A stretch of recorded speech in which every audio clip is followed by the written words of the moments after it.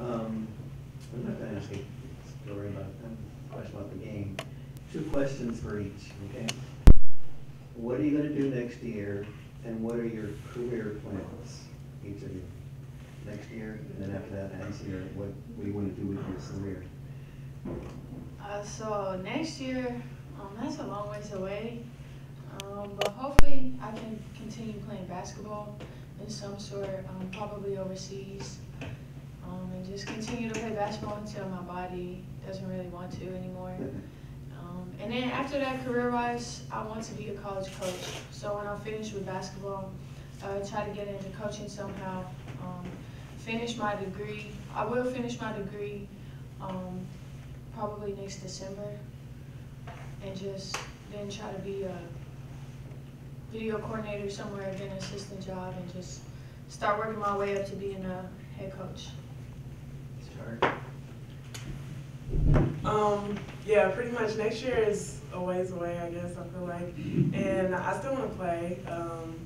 I think that it would be a great opportunity for me to continue playing if God allows it to happen. I also, after basketball, I want to stay around sports. I don't know exactly what I want to do right now, but I know that I want to stay in sports when I stop playing. And I want to try to at least get my master's and work my way towards that. Master's in? Master's in? I don't know yet. Oh, you don't know. Need anything? I'm open to anything, whatever I can find. But I'll probably, so after graduate, I'll probably go to graduate school. Obviously try to get a GA position somewhere, but I don't know where yet.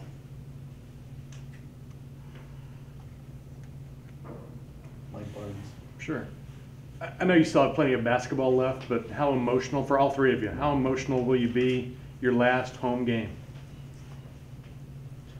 Well, I've seen people who get really emotional and people who are like, okay, yeah. So I don't really know how I'm gonna feel. It's probably gonna hit me right then, but right now I don't feel like I'm gonna cry, but it's probably gonna hit me.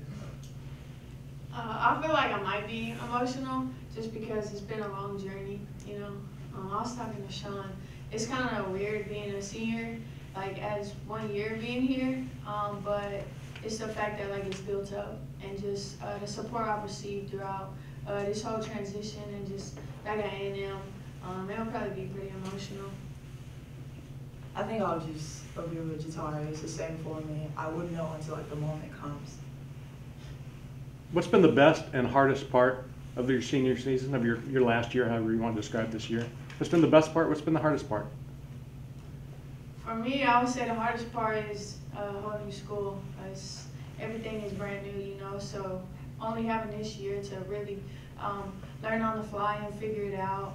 But that's also a blessing, you know. I could say that's the best part because I'm in a new environment. I've really grown as a person and as a player, and just experiencing new things. The best part for me is learning this new team and seeing the freshmen come in and kind of looking at them like babies and stuff and kind of leading them and guiding them. I think that's been really fun, and knowing that they're looking up to us and looking for us to guide the way. So I think that's been really a good part of this year. And challenging part, I don't know. I don't think I have a challenging. I don't know if I have a challenging part of the year. Well, the best part for me has been just being around this team again. Because there's been times I didn't think I would be here today, but the fact that I'm still here as a senior, you know, I really appreciate that. That's been great for me. And just being around the new coaching staff, like the dynamic of the team, because it changes every year. And the hard part for me has been like the challenging schedule I have in class and just trying to balance it all together, but I'm pulling it through. Yeah. Really, why did you say there were times that you didn't think you'd be here today? Did you think about quitting before you got to be a senior? Oh, absolutely. I feel like everyone experienced that one time or the other in their career. Like, do you want to be here or not? And I chose to be here because I love the people that I'm here with, the coaches, and I didn't want to be anywhere else.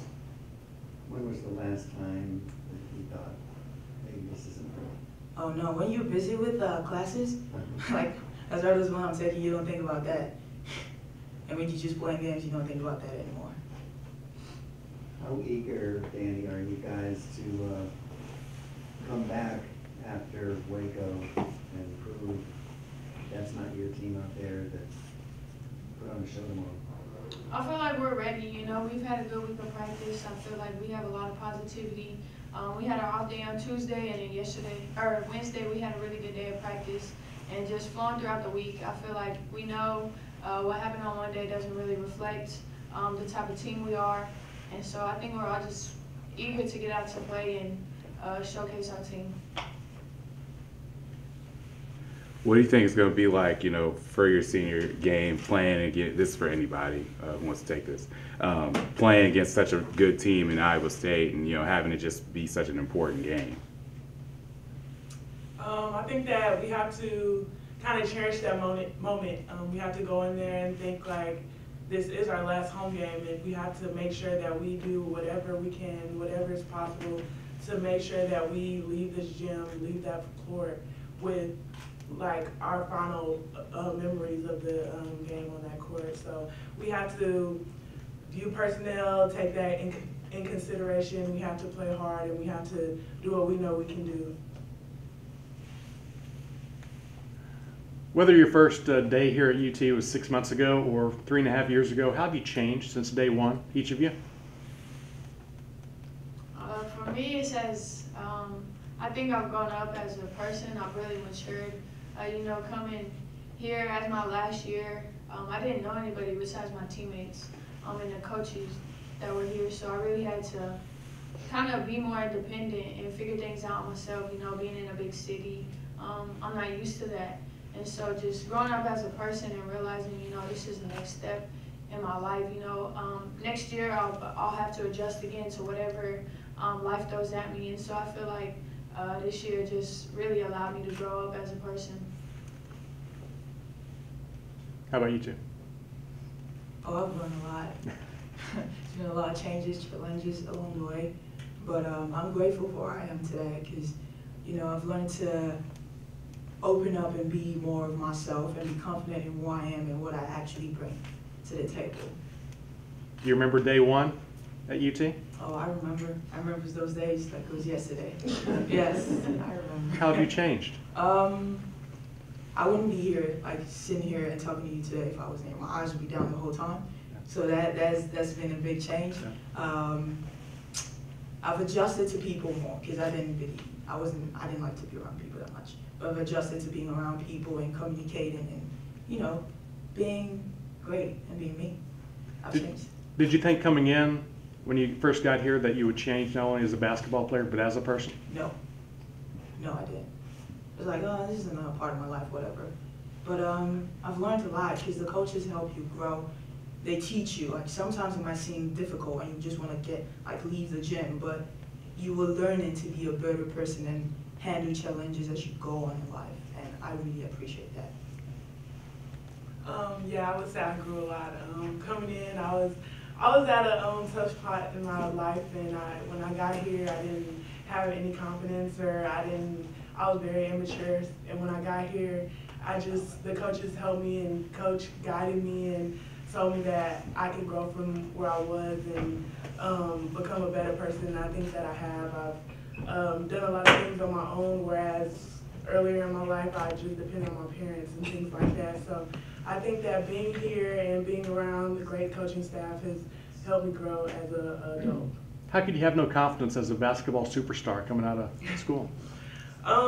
Being hurt, it really hurt my confidence when I was at South Carolina. I just got hurt and I wasn't on the court as much, so sitting out, it was really hard to just look at everyone keep growing and you kind of staying the same. So yeah, that's really good.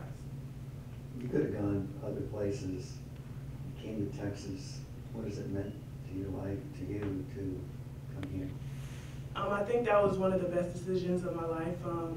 Being here and around the coaching staff and the team and my teammates, they push me and they make me keep my head up. They don't let you get down on yourself, and they don't let you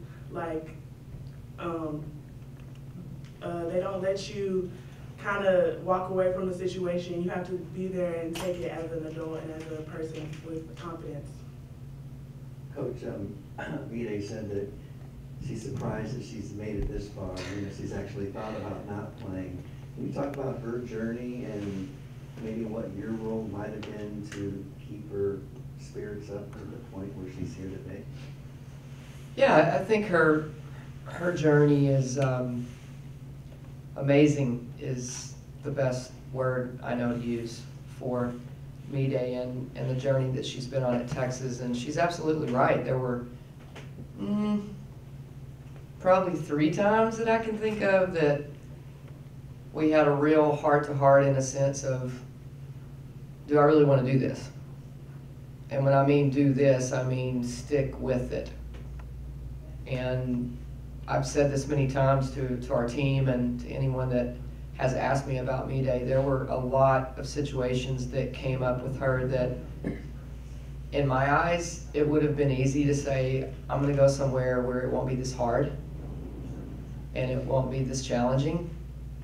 And every single time that she was sort of confronted with that internal question, she answered it. And she challenged herself. Academically, socially. I mean, obviously, as an athlete, that's a given that she's here as a basketball player. But I would say, in all of those areas, she stepped up to the plate and said, "Okay, I'm not going to give in." And what she's become now is an emerging leader of women, not just of our team. Because I would even say that, I mean, I was thinking about her this morning. It's amazing. As coaches, you always try to get your players to understand that there's really no gray in the game as far as who you are for your team, and you're either an energy giver or you're an energy taker. There really isn't anything in between. And what's interesting about Me-Day is she's become an energy giver. When she's full of life and full of energy, it really does permeate with our team. And it's just a sign of growth and a sign of confidence and a sign of maturity that she's come as far as she's come, and really a resilience that is remarkable. Coach, how do you think their team's going to respond tomorrow? Very positive. I feel that I just use the word resilient with Me-Day, and maybe that's why our team is resilient, because she's one of our seniors. But what's interesting about this team is, obviously, I mean, everybody knows we've had some setbacks and we've had days when we're just like, dang, where did that come from and why did we play like that? And what's been really refreshing about this group and what's been enjoyable for me as a coach, because I've said it all year long, I love this group. I've loved coaching them. Now, do they make me mad sometimes and frustrate me? Yeah, but what I love about them is that they come back the next day, regardless of whether it's been a bad day or a good one, and they're still their goofy old selves. So I expect us to be resilient, and I expect us to play well tomorrow. You talked about Danny's influence. She had the toughest job up there, coming here 6 months ago and on the fly, using the word on the fly. And she's made a lot of contributions. Can you talk about how tough it was for her to be here? You know, I don't know that any of us knew how tough it was going to be. I don't think she did. And I think I sort of had an idea, but this is my first graduate transfer, so I don't know that I knew the dynamic of that. It's a little bit different when you transfer somewhere, as Jatari did, and you have a year to kind of get to know everybody and know the climate of the university and your teammates and the system and all of that. But for Danny to have thrown herself in the fire like she did and handle it speaks volumes of who she is, really, because it's not easy. I mean, not only are you trying to mold with a group of teammates that you don't know at all, and a coaching staff that you don't know, then you're learning a new system, then you're in a different city. That's a challenge. And the way that we sort of approached it together was, you know, if you play at the next level or whatever you decide to do professionally, which is what happens next in life, this is just a precursor to that. I mean, this is what life is going to be like. You're going to change gears, you're going to change professions, or you're going to change levels of this profession, and it's going to be very uncomfortable. And how do you deal with that? And I hope that what she can answer to herself is that she'll be better prepared to deal with the next step, whatever that is. It's going to be uncomfortable. Every time you make a change in life, it's uncomfortable. And she's learned a valuable lesson in how do I handle that and how do I get out of it and get to the other side of it, and she's done a beautiful job with that. Tari said she didn't have a lot of confidence, maybe it was because of injury, but when did you recognize that the confidence was back? I think when she put in the work during the span of time that she was off. You know, Sean McPherson was here as our strength coach, and I know she didn't like him very much. But he did a great job of keeping her engaged, really, and pushing her. I mean, she didn't like it at all. But we needed to get her, first of all, back in a place where she felt confident in her own self, in her body, and in her leg, and her in general. And once that happened, I thought that she took off. And, you know, she's another player that, and she hit it on the head just a few minutes ago. I mean, I've known Jatari for a really long time, longer than I've known any of these guys. And she has unbelievable parents that love her, as they all do. And sometimes you have to learn how to make it on your own. You know, they're not going to be there your whole life. And, you know, Mide can attest to that. She's had to come here and figure out life without family. And, you know, Jatari had to do that. And I think it was really, really hard for her in the beginning because she was so accustomed to them being there for her. And it was a huge step of life, really, and a huge step of maturity that she needed to take. And, you know, now I think she can honestly say she can make it. And that she doesn't have to have mom and dad every step of the way. And I think that's part of growing up. She's done a great job with that. Karen, how bad do you need these seniors to be leaders, not only after tomorrow night, going through the rest of March in both of the tournaments, the conference tournament and the NCAAs? I think it's extremely important that your seniors sort of set a tone as you roll into postseason, because they have to want it to not be over. They have to have a sense of, I say urgency because I think all seniors have a different feel about them. Some struggle, to be honest with you. Some don't know how to deal with the fact that it's about to be over and life is going to change, and they struggle with it. And some play with this like high level of urgency, like I'm going to play like I've never played before. I'm going to play as hard as I've ever played because this is about to be over. And those are the kind that really feed your team, because the other ones sort of follow their lead as far as that urgency is concerned, and the fact that they don't want it to be over. And I think that if they can just show that every day in practice, I think that's a great way to show our young guys, because we have a lot of them. And, you know, sometimes you have young ones that sort of hit a wall this time of the year, and if they can show them, you know, you're not that tired. You'll be okay. Talk about postseason, how fun it is, how exciting it is. I mean, all of those things, these guys have lived it. So they have to be able to talk to the young ones about what to feel and what to think right now. So it's not as much about performance, if you want to know the truth, as it is about mindset. Being win or lose, your college career is going to be over in a month or so. The emotions of this part of your life being over, the college basketball part. Again, Sadness? anything can happen, you know. You never know. It's not over till it's over. So yes, is, you know, I'm probably not going to play again after college because of reasons that, you know, I just have to make exactly. I might, you never know, but I'm not sad at all. Like, it's been an exciting, rough journey, but I cannot wait for what's next in my life. Like, I am so excited. I don't know where I'm going to end up with what or doing what, but I'm excited. I'm not sad. Of course, I want us to keep winning, but I am still excited to see what's next for me. Both of you have that exact same, or you're not sad at all, or you're just so excited to get No, I mean, I would say It's a little sad just because this is like the years that you dream as a little kid, you know, playing college basketball.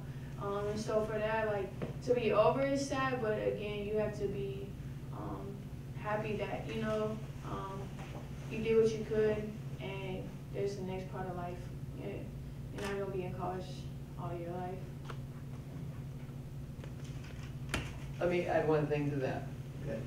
A lot of times they are at that place where it's like, I can't wait to see what's next. And then in about 6 months, they'll call me and go, dang, I wish I could come back. I can't believe what I took for granted. Yeah, right, sure. Right now, most seniors feel like there's another life out there.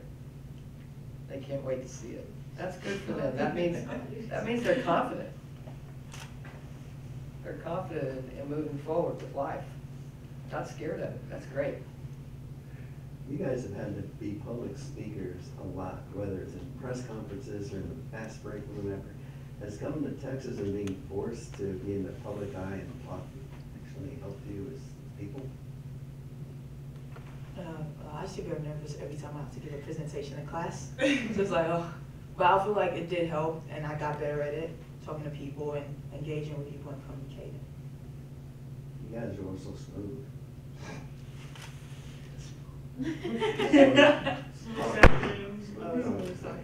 Oh yeah, I used to hate talking in public before I got here, and then I kind of just learned to take a deep breath and just talk to anybody else if there were people and have a conversation.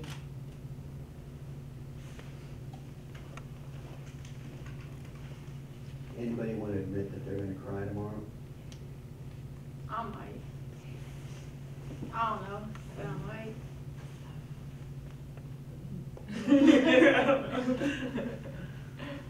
Karen, you going to cry? I might. You never know. Anything else?